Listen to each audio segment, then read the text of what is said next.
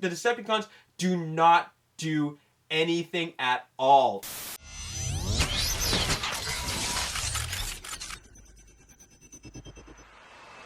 What's up, Ragin Nation? How's it going? This is Alex Yu, and you're watching part 2 of my spoiler review for Transformers Last Night. In the previous video, I gave you 10 things that I liked about Transformers Last Night. Now we're going to turn things around, and I'm going to give you 10 things that I didn't like about Transformers Last Night. Now I'm going to tread a little bit more carefully this time, and I'm going to call this 10 things that didn't quite work for me in Transformers Last Night, or rather, 10 things that I thought could use some improvement. Now, before I begin with this list, I just want to say happy birthday to Ron Washburn II and also Pedro Figueroa.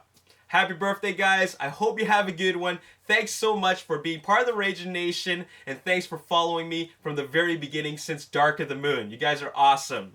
So let's get right into it. Now, this is in no particular order. This is a very general list, but we're going to get into really specific details, and therefore we're treading into spoiler territory. So I'm warning you guys, if you haven't seen Transformers Last Night, please don't watch this video. You need to go into this film with zero expectations. You don't want to know anything because I don't want to disappoint you any further than I've already, unfortunately, disappointed some other people with my negative review. So let's just get right into it. I'm going to be completely straight up and honest with you guys, but this is just my opinion. Number 10, we got a strong story, but the script was weak. Ken Nolan, writer of Black Hawk Down, Art Markham and Matt Holloway, writers of Iron Man, two very superb films. They gave us the script for Transformers Last Night, but somehow we still ended up getting the same style of dialogue that we've gotten from the previous 4 films. And in the first film, it was alright, it was fresh, it was new, and it didn't bother me so much, or even at all. But later on, the second and third and fourth one, it really just devolved into something that just felt very, very juvenile.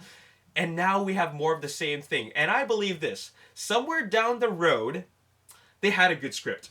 But I feel that Michael Bay kind of just dumbed it down. I felt that he decided that we need this to be a little bit more younger feeling. So could you guys just tweak it a little bit and make it more accessible for younger audiences? So it got dumbed down to cringe-worthy lines, very poor dialogue delivery,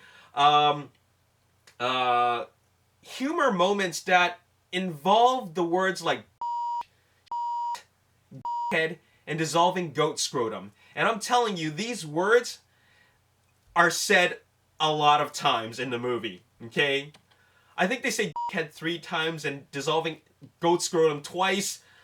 They use a lot. They call each other and and they say a lot. And when I hear it so much, it actually makes me feel a little bit uncomfortable. Not because I mind it, it's because I was feeling uncomfortable for a lot of the parents who brought in their kids to the movie. So I just felt like they really devolved the script, and they think that is funny. They really feel that, calling each other is funny, and there's got to be better ways to have dialogue, and there's got to be other ways to create humor, not just like that. And you know what? Should I blame the writers this time? I don't think I should blame the writers. I think that I'm going to put this one on Michael Bay, because if you know his films, if you watched his films and behind the scenes, he's a real big fan of improv. And what I mean by that is when he just lets Shia LaBeouf or Anthony Hopkins or any of the comedians that he's ever used in any of these films, he lets them go off without a script. He just keeps on rolling the camera and just lets them keep on going, and whatever happens, happens. Therefore, what he's really doing ultimately is deviating from the original script, and he's fine with that. And this started all the way from the beginning. 1995, Bad Boys. Will Smith and Martin Lawrence, they're really good with improv, and they just kept on going because they didn't have a script to go with, so they just rolled with it. And Michael Bay's so comfortable with doing that style of a dialogue delivery that he has still brought it into his films even 32 years later. 1995, 2005. Sorry, 22 years later. Yes, that's right. Yeah, I'm just doing the math on all this. So, yeah, he's fine with it, and there you have it. All right. Moving on. Another thing that bothered me is number 9, and that is the dynamic between Santos and Lennox. I actually had a certain expectation, and I thought that there would be a little bit of a power struggle between Santos and Lennox. And what I mean by that is that, you know, TRF is not a company, but a faction, a military faction that is there to wipe out all Transformers. They don't care if you're Autobots or Decepticons, they're there to wipe you out. Santos, he's following orders. Lennox, on the other hand, he's had a history with the Transformers. He's fought alongside with the Autobots, and you know, it doesn't make a whole lot of sense that he would even join TRF. So therefore, I was expecting Lennox and Santos to really go at it, right? What I mean by that is Santos saying to Lennox, "Hey, get out of my way. I'm gonna do this. I'm gonna do this." But then Lennox going, "Hold your fire! You know, you shoot him, you gotta go through me." Something like that. I thought there was gonna be something that's more intense. You know what I'm saying? Something a little bit more intense than, you know what? We shouldn't do this. We really shouldn't do this. Those guys are good guys. I've worked with them. You know, that's nothing. It's so passive. I need to see them just go at each other more. I think that would make both of their characters a lot more interesting. And I want that feud and that intensity to start from the beginning and then go all the way to the very, very end, making Santos more of a dislikable character. Right now, he's really nothing. It's like he's very, very neutral. Audience feels neutral about him, but I would love to just hate him because, you know, we had in Dark of the Moon, we had the Dylan character, right? Very, very evil, and then we had the character played by Kelsey Grammer, right? And then his buddy, who's played by Titus Welliver, who is a very, very tough, evil human. You know, these are characters that we really, really love to hate. But Santos is really not anything at all. So, you know what? It just feels weak. Okay, number 8. It's another human thing. Way too much military stuff. You know, I was okay with it in Transformers, the first one, because they needed to be there. It just makes sense because if you have an alien invasion, there's got to be a military. For the second one, sure, they keep that concept, but they added way more military to the point where the final battle is just military versus Decepticons, and Autobots are just in the background. And they did that, but they even multiplied that even more, just so much more. I liked it in Dark of the Moon because the Autobots and the Nest in the final battle worked side by side, but one didn't overpower the other. It was a good balance. But I just felt that this one was just way too much, to the point where it's just a lot of military banter, a lot of like nonsensical military jargon that, you know, anybody who's not in the military would not even understand. And it's just a lot of go, go, go, you know. It's too much of that. Let's watch the Autobots, you know, get into that mode. Let's get them in fight mode. I don't mind having military in it as long as they don't overpower the Autobots. In this case, they overpowered the Autobots a lot. So that's really, really unfortunate. Number 7, there's very little continuity from the last film or films. No explanation of Galvatron to Megatron. I was thinking to myself that, you know, they're going to explain it. They're going to explain it in maybe just a little bit of dialogue, but they didn't at all. He just went to Megatron. Another example is, why are there only 2 Dinobots instead of 4? I thought Scorn and Strafe survived, but instead we got Grimlock and Slug. That's it. And then where did the mini-dinobots come from? Why would you have mini-dinobots and not Strafe and Scorn? And also, exactly where did the seed go from Age of Extinction? At the end of Age of Extinction, Optimus Prime was going to bring the seed to his creators. Where did it go? What did he do with it? And finally, here's the biggest crime of it all. The Allspark Cube is the thing that is supposed to be the creator of life for the Transformers. So why is Quintessa the maker? So why is Quintessa Optimus Prime's maker? I thought the cube was the all power. You know what? You know what I'm saying? So there you have it. Like I just don't understand the continuity thing. Now, if you're just going into the film fresh, like not knowing anything, then it wouldn't bother you. But you know, like I said before in the review, I'm invested in this franchise. Therefore, a lot of things that happened in the past should affect this film, but apparently it really doesn't. Number 6.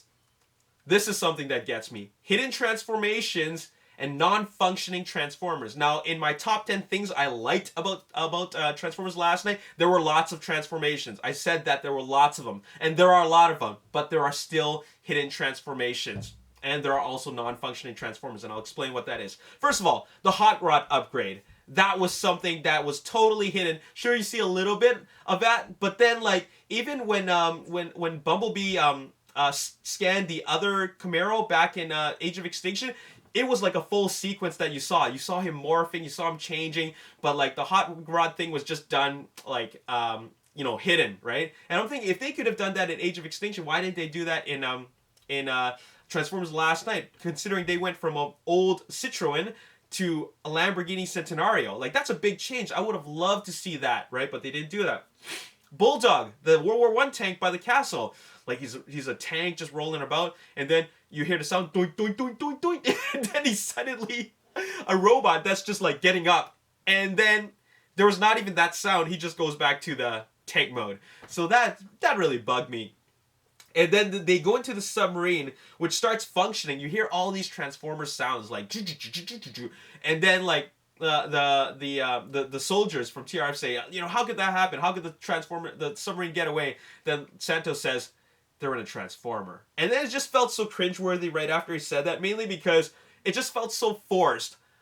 Instead of what they could have said is that why are they in that, how could they have got away from the submarine? They could have said something along the lines of what do you think that is? Or they scan it and then they said Energon signatures detected, something like that, something that is just less forced. Man, when he said that thing's a Transformer, I just knew that thing wasn't going to transform. It just was not going to transform. It was just something that felt just thrown in there and very, very lazy. And when I say lazy, I mean that they just didn't bother dealing with it. They just said, it's a Transformer, that's it. Boom, done. Don't have to deal with it anymore. So the submarine doesn't transform at all. And Optimus Prime has always had epic transformations in every single one of the Transformers films. It's always done in one take, full screen, as in it takes up the entire screen. It's done in a very slow manner, so you see the epicness of it. But Optimus Prime doesn't even transform once. It's a hidden transformation. He just drives off from the smoke. And then when I watched it in IMAX 3D, when he dropped off in the smoke, everybody cheered. Because they saw the truck again, which was a nice sight to see, right? And finally, Cogman is a non-functioning Transformer. Or I don't even really know what he is, but Cogman is supposedly a headmaster, but all he really is just a psychopathic ninja butler. That's all he is. Like, they claim he's a headmaster, but what does he really do as a headmaster? What does a headmaster even mean in the Transformers movie universe? Not a whole lot, based on what we saw in Transformers Last Night. I thought that he's actually going to transform into a head. I thought they're going to bring in the headmaster concept. All they really did is just mention that he's a headmaster. That's it. That's all they did. So there you have it. Number 5. Transformers characters just appear and disappear out of nowhere. Like, they just come and go. For example, there was a Constructabot, and it looked exactly like one of the Constructicons, Scrapper. He appears, and then I was like, oh yeah, we got a new Autobot. That's cool, right? But then it was it. Where did he go? Like, what happened? Oh my god, I'm about to sneeze. And then Brains is back, but what does he do? Nothing. We don't know what really happened to him. Is he dead? Did he go in hiding? I don't really know. And I think we should know because he is a major character. Because what did Brains do in Dark of the Moon? He turned the tides of the battle in Chicago. That's a big thing. He deserves to be given justice. And by justice, I mean given a chance to be a hero again, or given a chance to really contribute. He does nothing. Just a little bit moment of comedy, but his lines aren't really that funny, to be completely honest. What else was there? Barricade. Barricade just comes and goes. I don't even know where he went in the in the final battle. Like what happened to him? Did he just disappear? Did he even get killed? Maybe I missed it. Maybe he exploded, but it just doesn't tell you anything because it wasn't even for a major character. He should at least get something, but he doesn't. He just kind of disappears. And where did Drift and Crosshairs go in the final battle? I think Crosshairs did come in. And I think near the middle, Drift was in the ship, lockdown ship, but then he's just missing from the entire final battle. Once they land on Cybertron, he's gone. And where are the Dinobots? Like, where did they go? So that's what I'm trying to say. They appear and then they disappear with no reason at all. And all we're wondering at the end of the movie is like, where did they all go? Anyways, moving on. Number 4, all the Decepticons were reduced to background fodder. This is something that really, really bugs me because this reminds, we're bringing it back to the whole Revenge of the Fallen thing. And that is, you have these Decepticons like Onslaught, Mohawk, even Barricade. Barricade did a little bit more, but what's that other one? Dreadbot, right? All they are, and even like Nitro Zeus, what they did is actually give them this big intro, like a Suicide Squad Con Air style intro, which makes them feel like pretty substantial characters. And I was thinking, oh man, now they're gonna really actually be characters. Nope, not at all. They just roll out really cool, and then they just disappear or die in the most quickest and meaningless way. They're talking about how Onslaught has this giant gun called the Executioner or something like that. He never uses it. Like, really, he doesn't use that. What is Berserker, or what does Dreadbot do? Nothing. He just rolls around. That's it. What does Mohawk do? Nothing. He just has a couple of lines where he talks really, really funny. And Dreadbot flies around. He does a little bit of a dance, and then he gets his head blown off. And then they don't do anything. Like the Decepticons do not do anything at all. Okay, so Barricade drove around, but as a Decepticon, he didn't really pose as any real threat. Bumblebee shot him, and they transformed, and that's it. Essentially, all the Decepticons are weak, and the Autobots are completely overpowered because they were able to take out all the Decepticons with no problem at all. Like they're like you would have thunk you would have felt that the Decepticons should actually be like have an advantage, have a numerical advantage or some kind of advantage in strength. But they don't. They do not at all. They mobilize together, and you'd think that, these guys are really a big threat, but they're not. They're nothing. There is no threat at all. The biggest thing that they ever did was from Megatron, where he shot Hound. That's it. That's the only major thing that Megatron does in this entire movie. He shoots Hound, and you're thinking like, oh my god, did he just kill Hound? No, Hound reappears. Hound reappears in the final battle, and that's that. So that's it. Okay, now number 3. Now this is something that you guys could probably agree with. There is no consequence to any level of violence. Now, what I'm talking about is that you can have Optimus Prime being beat up by knights, like really smacked down. He's even going to say, they're going to kill me, okay? And Bumblebee and Optimus, they're going at it like really, really hard, okay? And then, both sides are getting beat pretty badly. But there's no consequence to that. Megatron blasts Hound, and you look like he's gonna die.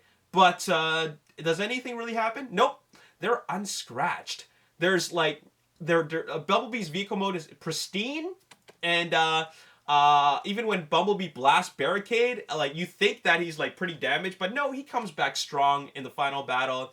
Optimus is full on like full power. Like there's no consequence to any of the level of violence or damage they sustain, which means that there's nothing to really root for, like rooting for survival. Like during the Optimus Prime and Bumblebee fight, like sure it's cool, it's a lot of action, a lot of fighting, a lot of hand-to-hand stuff, but we know that they're going to come out on top. And by on top meaning that they both survive because like they were never in really like life-threatening situation to begin with. We know that that there's no consequence to any of the level of violence. So, like, what is there to even be this for? Like, is he gonna die? Like, we don't know. I mean, we already know. they're gonna be fine. They're just gonna be fine, and they've always been fine, and it's just the way things are in these movies. Number 2, this is another pretty big one, and I think also a lot of people will agree of this. All of the action sequences are not complete. All the robot fighting action sequences are not complete. They start suddenly and they end abruptly. And you guys all know what I mean, because there's no complete action sequence. I'm talking about like an action sequence with a beginning and then an end. Let me give you an example. Dinobots, they come out of nowhere. All right, so the action sequence starts suddenly. They crash into a couple of cars, and you think that there's going to be a full-on sequence with Slug and Grimlock throwing cars around. There isn't. There is nothing at all. It just happens, and then that's it. Okay. Next, Bumblebee blasting Barricade. Barricade transforms into a robot, and you think that they're going to complete that fight. No, there's none of that. There's no boss fight. And what I mean by boss fight is one-on-one fight. There's nothing of that at all. Another thing, Megatron blasting Hound. Like that was the beginning of like that junkyard fight sequence, okay? But Hound just goes off in a bunch of smoke, and then the scene cuts. Like, I was thinking, like, oh, are we going to see Megatron and Hound go at each other? No, we're not going to see that. They just cut it off, and we don't know what happens afterwards. Onslaught.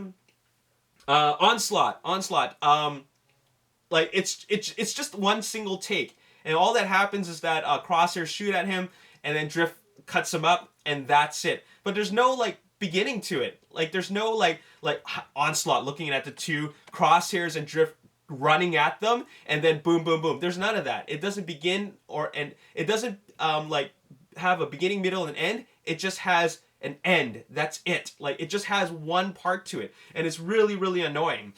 Optimus and Megatron, like, out of nowhere, they're just fighting. They're just fighting, and then he kicks him, and then it's like, it's not an intense fight. There's no Optimus and Megatron, like an actual fight. And even the Optimus and Bumblebee fight, you might say it's complete. You can argue that it's complete, but let's be completely honest there.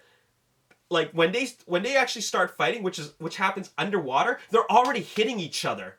Like, there's no build up to it. There's no, like, Bumblebee swimming towards him, and Optimus looking back and like thinking like, you're not gonna get me, and then Bumblebee swimming even harder and then trying to go at him. It's like, there's no build up to it. It just cut to that shot and it underwater, and then they're already hitting each other. And don't get me started with how they end it, and that is like, he says his voice, which was cool. That was surprising. But then it's like, okay, the fight's over. So that is that. Yeah, there's really no complete fights. If you look back at any of the sequels, I mean, like any of the movies before that, yeah, the sequels. If you look at any of those films, all the fights are complete. And they start off really, really well. For example, Bone Crusher and Optimus Prime in the first one, you see it starts off as a freeway chase. Like, they're chasing, he transforms, then they charge at each other, they fall down the thing, they start fighting, and then chops his head off, and then the last scene is Optimus Prime just like, shoo, looking around. Like, that's the beginning, middle, and end. Let's look at Revenge of the Fallen, forest fight, complete fight, okay, really satisfying. Age of Extinction, the aerial drone chase. That starts off with, hey, we got a drone ship, get on board. All right, oh crap, we're getting chased. Let's shoot them all down, right? It's a really intense scene, and it ends with like them crashing. So like, the sequences in all the previous films were actually complete scenes. What we get here is tiny bits. 3 seconds here of robot fighting, 4 seconds here of robot fighting, 2 seconds here. The only complete scenes are actually human sequences. For example, the car chase. Now, that was a complete scene, the car chase in London, but it wasn't even a robot chase sequence. It was a human chase sequence. The only transformation happened at the end. All right, there was no transformation in the middle. It was just Anthony Hopkins and Cogman changing to 3 different $1 million cars just for the purpose of product placement, which served really no purpose. And also, the chase was between British TRF versus against Cogman and Sir Edmund Burton. It wasn't an actual Transformers chase, like in Freeway Chase, Dark of the Moon. Awesome. We didn't get any of that at all. Like, that was a complete and exciting sequence, but like they really screwed up with that, right? That chase sequence could have been so much more, but they didn't. Now, other complete sequences that are human related are TRF drone chase with the humans running away from drones. Now that was cool, but it was a human action sequence. The Cybertron foot battle. What I mean is that once the Ospreys crash land and all the soldiers come out of the Osprey, they start shooting. And then they decide, okay, we can't beat them, so we got to jump off. Now that sequence was complete. It had a beginning, middle, and an end. And also the fight against Skeletron. Suddenly Skeletron wakes up. Kate Yeager has to dodge his blows, like with the swords, and then TRF comes to rescue him, and then he falls off. Right? So that had a beginning, middle, and end. But like I said, these are all human sequences. Okay? We do not have a complete action sequence where it's a robot on robot battle. Like none of that at all whatsoever. It feels like they get you excited, like, okay, Dinobots are coming out, but then they just tease you and then you're let down because the scene is cut off. There's so much of that happening in the movie that it just bugs me. All right, so anyways, like that is that.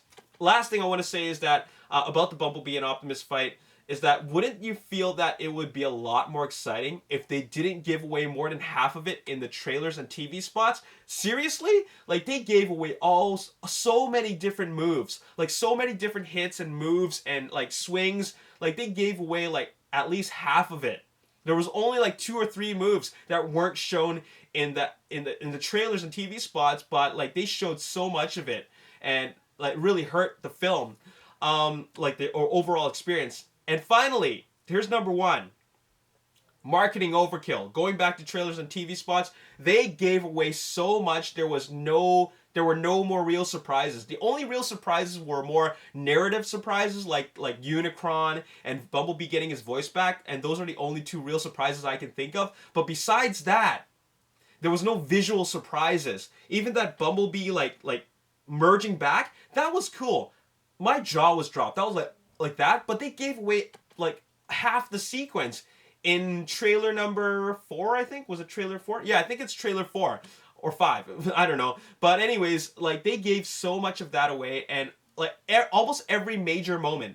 If you watch Transformers last night, almost every major moment was touched upon in the marketing. Like seriously, they left us nothing. They even gave away how Optimus finishes Megatron. It's a sidekick. Like they gave that away. Can you believe that? One of the sequences that should have been hidden, like should not have been shown at all. They gave it away. So okay, I don't have to sneeze. What the hell is that? But anyways, they gave that away, and that was unfortunate.